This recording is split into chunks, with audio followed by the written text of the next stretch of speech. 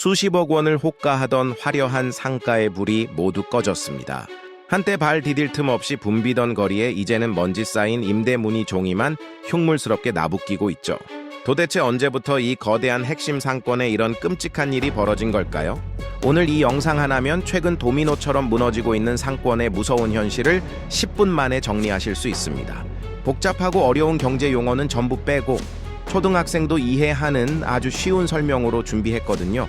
끝까지 보시면 여러분의 소중한 자산을 지키는 엄청난 통찰력을 얻게 되실 겁니다. 지금 서울을 비롯한 전국 주요 도심의 상권 공실률이 역대 최고치를 무섭게 경신하고 있습니다. 중심가 대로변을 걸어보면 한 집 건너 한 집이 텅 비어 있다는 뜻이잖아요. 평생 안 먹고 안 입으며 모은 돈으로 상가를 분양받은 건물주들은 그야말로 피눈물을 흘리고 있는 상황입니다. 그런데 여기서 정말 이상하고 궁금한 점이 하나 생깁니다. 장사가 이렇게 안 되고 가게가 몇 달째 비어 있다면 상식적으로 임대료를 대폭 낮춰서라도 세입자를 구해야 하는 것 아닐까요? 왜 건물주들은 상가를 유령의 집처럼 텅텅 비워두면서까지 월세를 꽉 쥐고 절대 내리지 않는 걸까요? 그 숨겨진 비밀의 첫 번째는 바로 건물의 몸값을 매기는 독특한 가치평가 방식에 있습니다. 상가의 매매 가격은 철저하게 매달 들어오는 월세 수익률에 따라 결정되거든요. 월세를 단 100만 원이라도 내리는 순간 꼬리표처럼 붙어있는 건물의 전체 매매 가격은 수억 원이 순식간에 폭락하게 되는 무서운 구조랍니다. 예를 들어 5천만 원의 월세가 나오는 100억 원짜리 상가가 있다고 가정해 보겠습니다. 건물주가 세입자를 구하려고 월세를 4천만 원으로 낮추면 상가의 가치도 순식간에 80억 원으로 곤두박질치게 되죠. 당장 몇 달치 월세 수익을 포기하더라도 건물의 전체 몸값을 방어하는 게 수지타산이 훨씬 맞다고 계산하는 겁니다. 게다가 건물주 대부분이 은행 대출을 잔뜩 끼고 상가를 샀다는 게 문제입니다. 임대료를 낮춰서 건물의 가치가 떨어지면 은행에서는 곧바로 대출금을 갚으라며 무서운 압박을 시작하게 됩니다. 결국 임대료를 내리고 싶어도 은행 대출 때문에 울며 겨자 먹기로 버티는 경우도 허다하죠. 여기에 기존 세입자들의 목을 무자비하게 조르는 권리금 폭탄이 숨어 있습니다.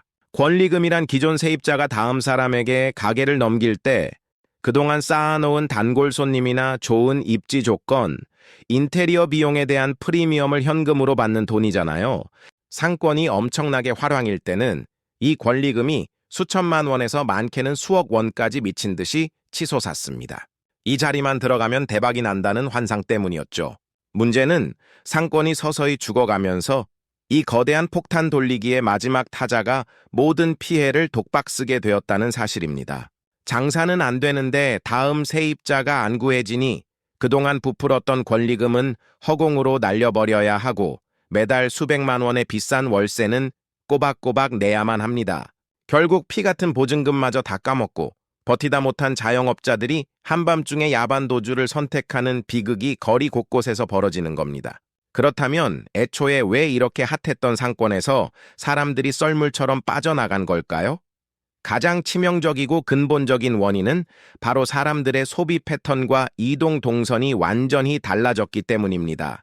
과거에는 친구들과 약속을 잡으면 일단 가장 번화한 거리로 모여서 돌아다니다가 눈에 띄는 식당이나 예쁜 카페에 들어갔잖아요.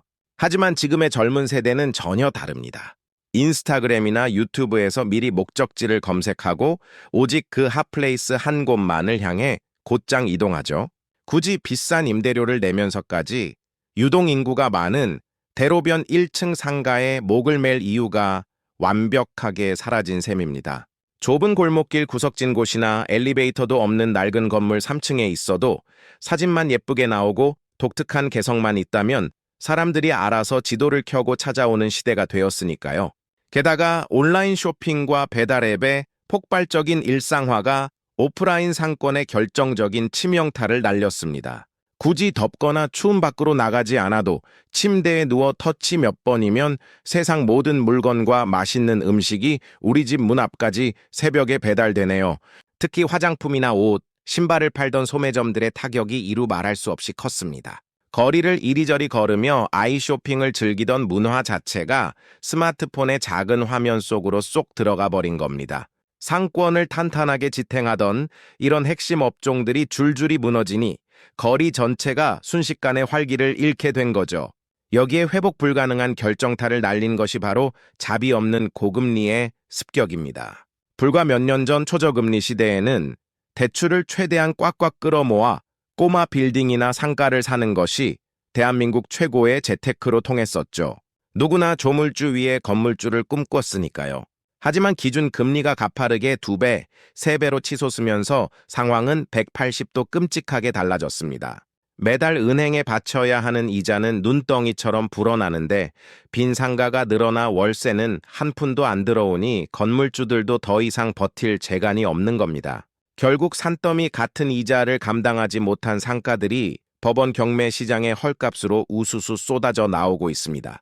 하지만 안타깝게도 이 쓸쓸하고 텅 빈 상가를 그 가격에 사겠다는 사람은 아무도 나타나지 않네요.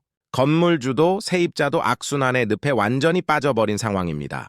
상권이라는 건 참 묘하고도 무서운 생태계를 가지고 있거든요. 범죄학에서 말하는 깨진 유리창의 법칙처럼 상가 한두 곳이 임대 종이를 붙이고 비기 시작하면 그 주변 전체가 순식간에 우울한 슬럼가로 변하는 경향이 있습니다. 양옆 가게가 텅 비어 있고 밤거리가 어두컴컴한데 굳이 그 으스스한 길을 걷고 싶은 소비자는 아무도 없을 테니까요. 설상가상으로 빈 가게가 늘어나면 남은 상인들이 내야 하는 공동관리비마저 폭등하게 됩니다.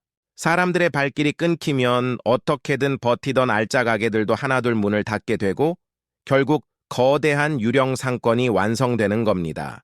자, 그렇다면 이런 뼈 시리고 살벌한 경제 상황 속에서 우리는 무엇을 조심하고 어떻게 대처해야 할까요? 만약 지금 창업이나 자영업을 진지하게 준비하고 계신다면 10년 전의 낡은 상식은 머릿속에서 철저하게 버리셔야 합니다. 어렵게 모은 돈으로 비싼 권리금과 살인적인 월세를 감수하며 화려한 1층 상가를 고집하는 건 스스로 폭탄을 가슴에 안고 불길로 뛰어드는 것과 같습니다. 이제 비싼 입지보다 1000배는 더 중요한 건 나만의 확실하고 차별화된 콘텐츠와 온라인 공간에서 고객을 끌어모으는 마케팅 능력이거든요. 최근 트렌드에 밝은 스마트한 창업자들은 임대료가 비싼 정식 매장을 내기보다는 팝업 스토어나 공유 주방을 활용하며 영리하게 리스크를 줄이고 있습니다.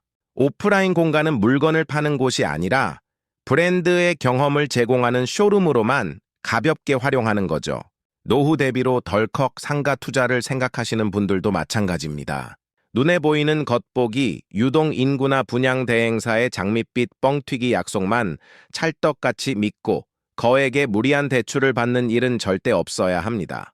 지금 상권이 얼어붙는 것은 금방 지나갈 일시적인 불황이 아니라 거대한 라이프 스타일 구조적 변화의 시작이기 때문이죠.